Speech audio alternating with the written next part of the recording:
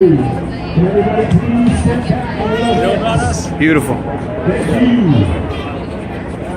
That's the biggest thing, the reason why I couldn't support the Democratic Party as I usually do. I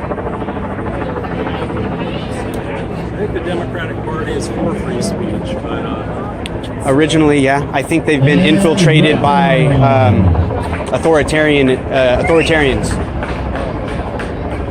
that are pushing a narrative that free is speech.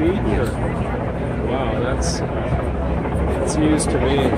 So if you look, it's a foundation of most Americans. I think are totally for free speech, and I think in particular the left. I think it's a small little group of the left that is anti-free speech. what happens when that small group becomes the voice of that? It's sad, which is why we are organizing to say this is not Berkeley, that what is being represented is Berkeley. Or the Democratic Party. I don't speak for the Democratic Party, but that small group certainly doesn't. It's been trying to stop people from speaking. That's done violence. What do you think about the anti-Islamophobia laws that are being passed in Canada by the Progressive Party in Canada? I don't know anything about those. Anti-Islamophobia? So this is a part of what pushed me away from voting for anybody but Trump was in Canada there are laws being passed strengthening hate speech and extending it to ideas that are critical of Islam and calling that Islamophobia and having that equate to some sort of violence. And those are laws that are being passed to criminalize dissenting opinions. That's what I fear. I don't think that will get any traction in the United States. Certainly the Supreme Court would not support it. The American Civil Liberties Union has fought for the rights of like the KKK to march. That free speech is indivisible, it's absolute. People need to feel free to speak what they believe, and ideally we engage in reasoned discourse and dialogue. Yeah. And that if we try to prevent people from speaking, or if we just yell at each other, it's not going to be. You undermine the basis of democracy if you're not willing to reason and talk and understand other people. So, are you like with press or something? Or? I'm actually just a citizen, and a part of what I guess I'm pushing back against is you see events like this, or you see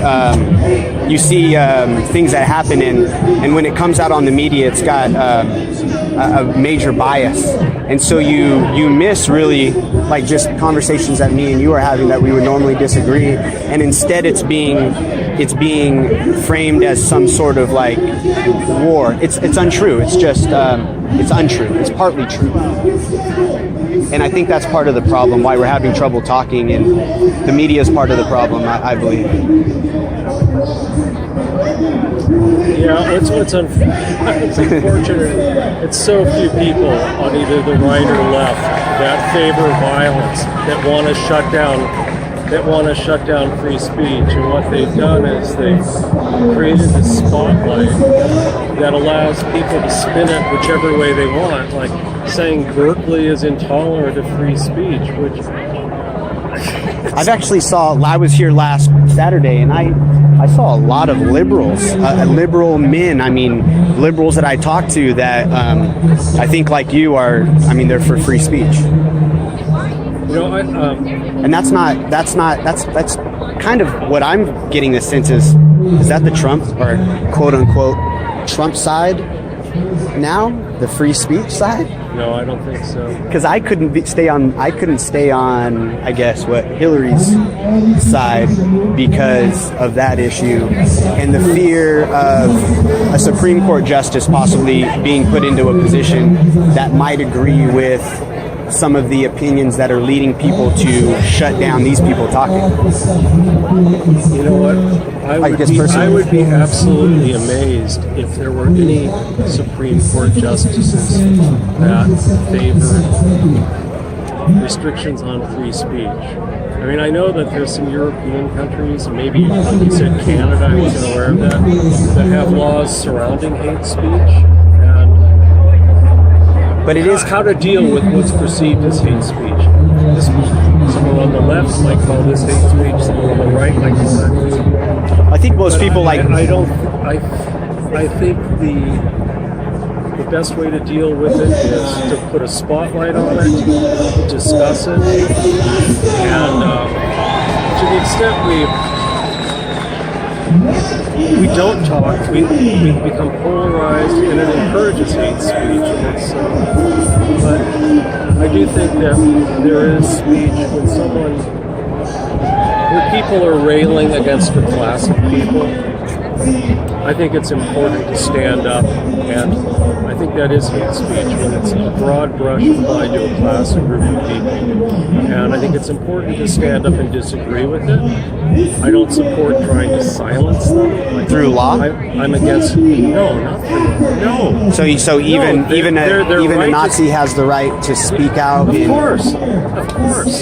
I abhor the speech. I'll show up to protest it, but I won't protest in a way to drown out that speech. I won't try to prevent someone from hearing that speech. Stupid opinions should die in the battleground of debate. That's the idea, yes. Reasoned debate. And we all have to be willing to question our assumptions.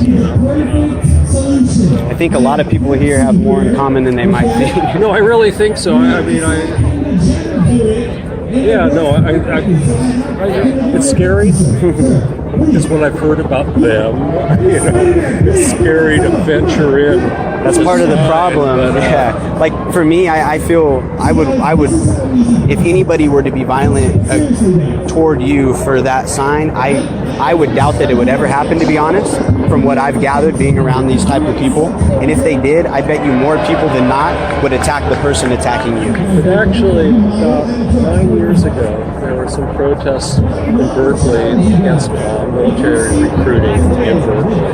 And I was one of the people that was out protesting. I thought we should be allowed to recruit, but I thought we should say we don't think what the military is doing is, what we want done, and discouraging people from joining. Awesome. There was a counter protest, some of, I think, the same groups. And I went there like this, with my sign. It wasn't necessarily this one.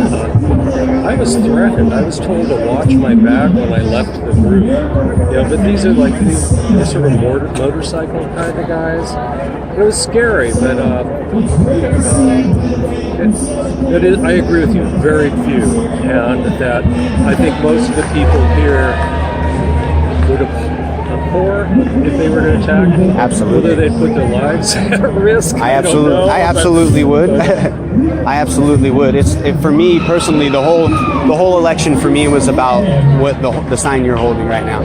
Okay. Yeah. I'm always surprised to hear that because the Supreme Court justice scared me. Well, yeah. I mean, as a gay man,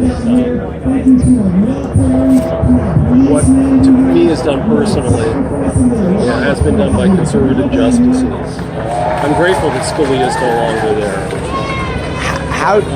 Sorry. Yeah. So, I mean, I don't like. One of the reasons I was made for Hillary was Supreme Court. So we agree that that's an incredibly important place where decisions are made. I'm extremely worried about climate change. I think that in a way trumps any concerns like gay rights or anything. It's like if we don't have a climate plan that sustains life, we're in trouble.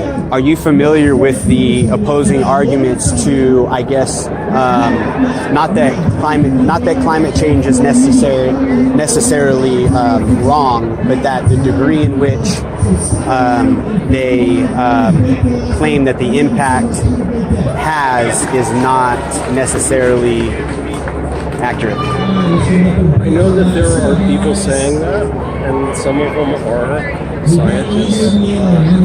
My understanding is it's an incredibly small percentage of scientists, and that the overwhelming, like high 90 percentile is my understanding. Yeah, I'm not as well informed as I should be, but they say climate change is real. That normal gradations and changes cannot be responsible for what we're seeing now. So. Has it been specified at what degree? So the statement maybe that humans have affected it, and it's not normal, it's abnormal. Yes, it is abnormal. What about specifically how abnormal, and to what degree that comes to the responsibility of, I guess, what we've done? Is it one thing to say, I don't believe that climate change is real, and is it another thing to say, I believe it might be real, but I don't believe it might be to the degree of danger that you... No, I think projections about what's going to happen and when, I'm assuming that there's a broad range of disagreements over it, and that it's an evolving thing, ideally more scientific research. But my understanding, whether it's right or not, is that Trump is removing funding for scientific research on, say, climate change. There was a whole March for Science last weekend that sort of lawsuit across the nation, which is that we're saying funding science is essential, and the freedom of scientific inquiry is essential for the well-being of individuals and the planet. What do you think about the idea that by having the government funding these researches and researchers, that they have maybe an influence on the objectiveness of the research being done because of political influences, and by removing it from the government and letting private individuals, wealthy individuals, people who have invested their lives in the research fund it, that maybe they can have a variation of opinions instead of one coming? No? I think leaving it to people or corporations that have, We'll say private individuals. It's too important to leave it to private individuals, but also private individuals